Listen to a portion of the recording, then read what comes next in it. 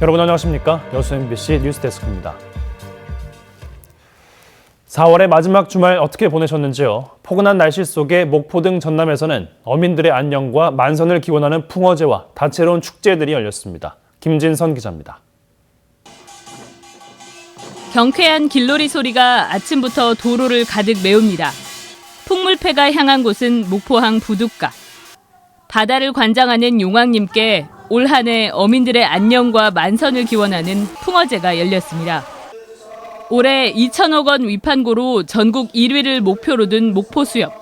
어업인 모두 한마음으로 참여했습니다. 올해도 우리 모든 생산어업인들이 행복하고 부자 되는 한 해가 되기를 기원하는 뜻입니다. 작은 손에서 나비가 날아오르자 아이의 표정이 한껏 밝아집니다.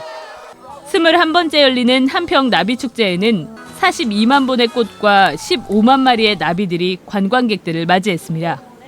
아이가 너무 좋아해서 오늘 참 잘 온 것 같고요. 특히 나비 날리기 행사가 아이에게 꿈과 희망을 줄 수 있는 것 같아서 내년에 또 와야 될 것 같아요. 내년 화이팅!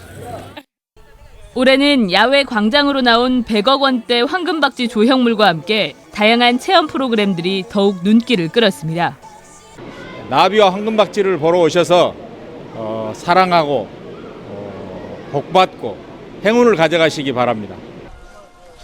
봄을 맞아 전남에서는 완도 청산도 슬로걷기 축제와 순천만 국가정원 봄꽃 축제 등이 시작된 가운데 5월에도 곳곳에서 다채로운 봄 축제가 이어집니다.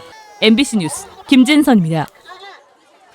올해 1분기 전남 지역에서 7천 명이 넘는 인구가 순유출된 것으로 나타났습니다. 최근 통계청이 발표한 자료에 따르면 올해 1분기 전남 지역의 전입 인구는 6만 3천 명, 전출 인구는 7만 300여 명으로 7,300여 명이 순유출됐습니다.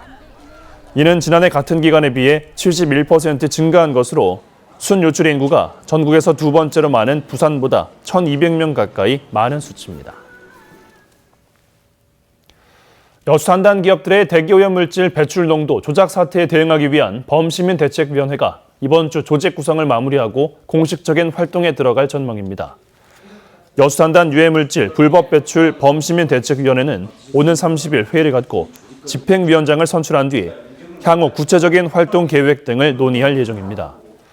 지역 정치권과 노동, 시민단체 등은 대기오염물질 불법 배출 사태에 공동 대응하기 위해 지난 25일 범시민대책위원회를 구성했으며 현재 참여단체를 추가 모집하고 있습니다.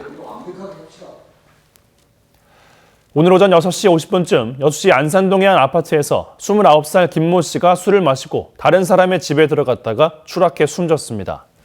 경찰은 김 씨가 들어간 집은 근무 시간이 다른 직원들이 함께 사는 사택이라 문이 열려 있었다고 밝혔습니다. 경찰은 숨진 김 씨의 몸과 사건 현장에 몸싸움의 흔적이 없었다며 김 씨가 집을 착각해 들어갔다가 사고가 났을 가능성이 있다고 보고 정확한 경위를 조사하고 있습니다. 아버지에게 흉기를 휘두른 50대 남성에게 징역형이 선고됐습니다. 광주지방법원 순천지원 제1형사부는 지난해 10월 자신의 저녁 식사를 먹었다는 이유로 아버지를 수차례 폭행하고 흉기를 휘두른 혐의로 기소된 52살 A씨에게 징역 2년을 선고했습니다.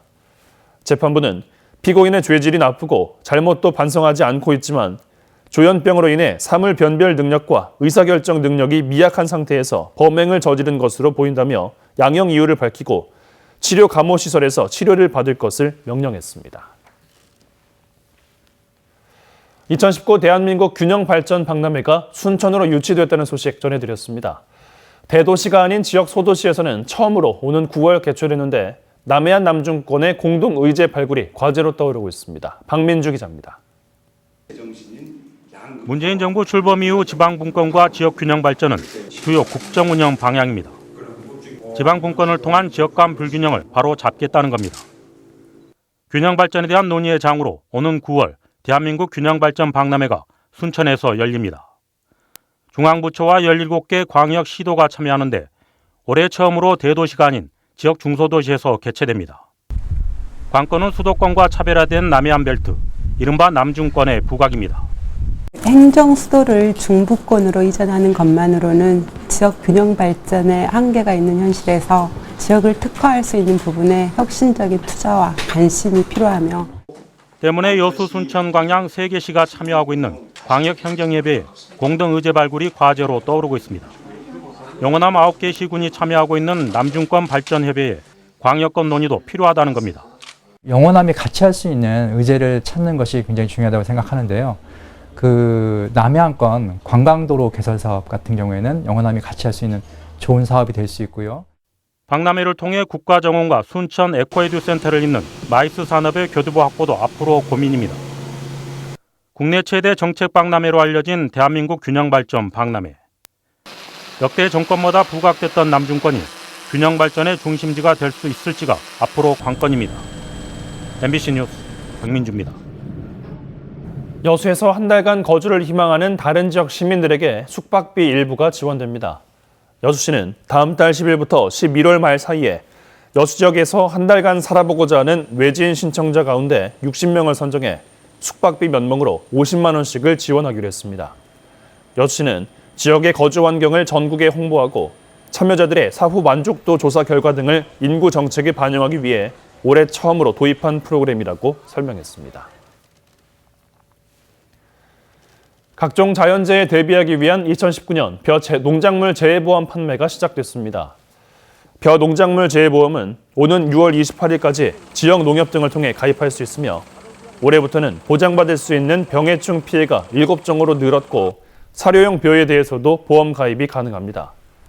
농림축산식품부는 태풍과 가뭄 등 자연재해로 농가 피해가 발생할 가능성이 크다며 반드시 재해보험에 가입할 것을 당부했습니다.